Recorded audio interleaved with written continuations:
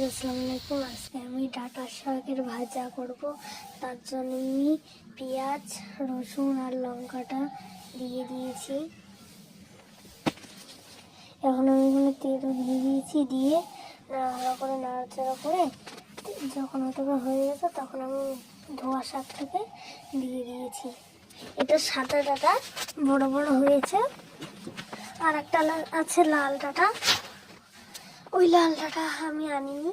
এখন দেখো এখানে আমি নুনটা দিয়ে একটু নাড়াচাড়া করে পানি দিয়ে রেখে দিলাম। দেখো 5 মিনিট পর একটু ওটাই ভালো করে নাড়াচাড়া করবো। দেখো কি সুন্দর কালার এসেছে।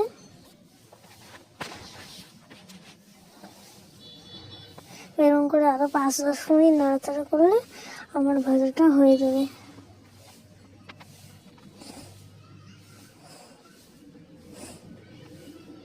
দেখো ভাজা রেডি। ভালো লাগলে লাইক কমেন্ট শেয়ার করবেন।